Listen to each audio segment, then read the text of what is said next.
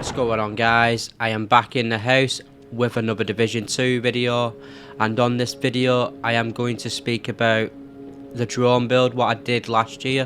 What I've done is I've updated my build, and I've not updated it on my YouTube channel, so I'm going to show you the build, what I've done. It's pretty much the same, but I've changed a couple of things about, and that is it really. So let's get into the build and I'll show you what I've done. As you guys know, I do run the crossbow throughout the raid on the dark hours.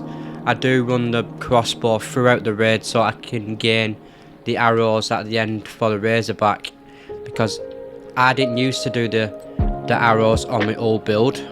I used to have the tactician skill set, so when I change different builds I've always got the crossbow on. So that's the main important part for this build. You need the crossbow so you can help out with the razorback. So if you change different builds, always make sure you have the crossbow or the grenade launcher. It's up to you. You can either pick one of them two, as long as you get all the stuff what you get throughout the raids. And then it doesn't really matter about the weapons, because this is what I use normally anyway. I use the capacitor and the baker's dozen and the TDI card, but whatever you want to use you can use.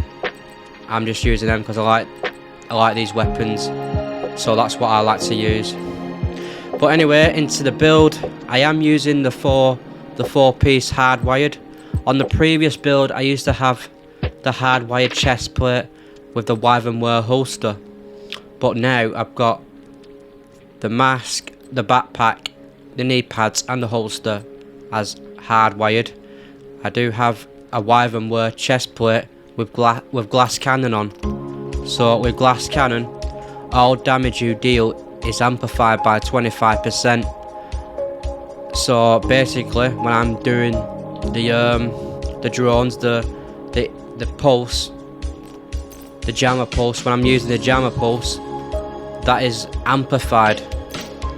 That jammer pulse is amplified by 25%. That's why I'm using glass cannon. It'll amplify the EMP pulse when I'm using it.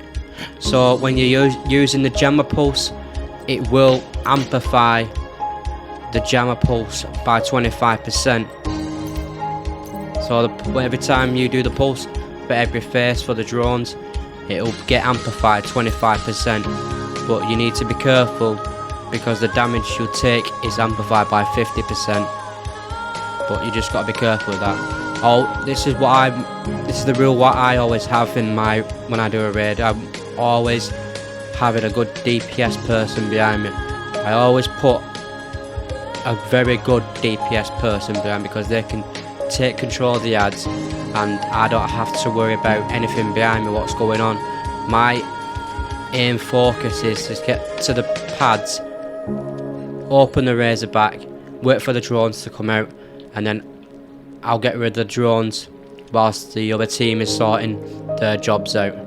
So that's pretty much it. And then I use the BTSU gloves just because I can put my hive down, and then if I keep hold of the buttons what I've designated my hive to, it'll pop the hive and it'll give the team an overcharge, and it will give the hive back to them if they've gone down. But that's pretty much it with the build, guys. It's nothing a big change. It's just the chest plate and the holster, but the skills are still the same as well. Nothing's changed about the skills. Obviously I'm using the pulse, the jammer pulse, and I'm using the restorer hive, and that's pretty much it. Pretty much straightforward with the build. It's pretty easy. I am going to show you some footage what I do again, just to make sure you get to understand what I do. So enjoy the footage. We're at the razorback, so every time I'm at the razorback I always make sure each person is ready for the plates, and then I'll go 3, 2, 1, get on plates, and then everyone gets on the plate. Then I wait till it gets to 80%, and then I shout out 80%, get your specials ready. So let's get into the clip. So we're at the Razorback, ready for plates. 3, 2, 1, get on plates. And then I chuck my hive out. Then I wait for the 80%.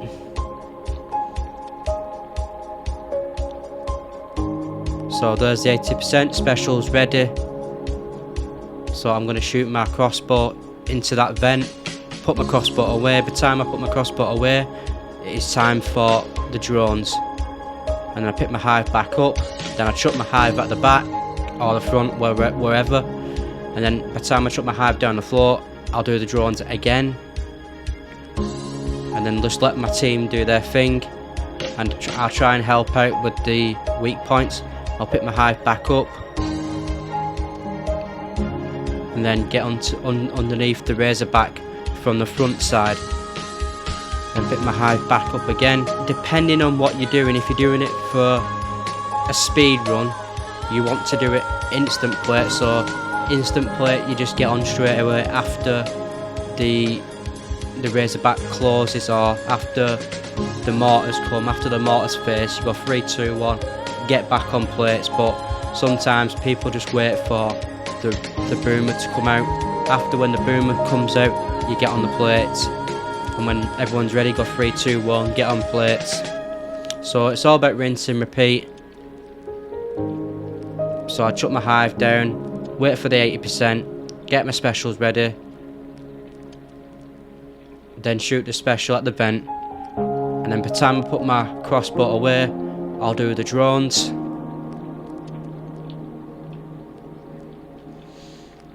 And then I pick my hive back up, and then I chuck my hive at the front again. By the time I chuck my hive, it's time to do the drones. Then pick my hive back up. So that's the loop from the hardwired. That's taking effect when I put my hive down and pick it back up again. You gotta watch out, but as soon as that flap opens in the middle, that's when the drones start to come out. But that's pretty much it, guys. That's how we do the raid. It depends on what you do as well. Like I said, you do the 3, 2, 1, get on plates, put my hive down on the floor, wait for the 80%, and then use my special for the 80%. And then by the time I put my special away, the first phase of drones will be coming out. Then I'll pop my jam apples, and then I'll pick my hive back up, and then I'll throw my hive at the back or the front, depending on what we're doing. And then by the time my hive goes on the floor, it's time to do the drones again. And then just keep your eyes on the flap on the damage phase. As soon as the damage phase is happening, the flap's going to open. As soon as that flap's open, that means the drones are going to come out. There you have it, guys. There's the build. That's what I do on the Razorback. Just remember, guys, if you enjoyed the video, please hit that thumbs up, and I'll see you in the next one. Bye bye for now.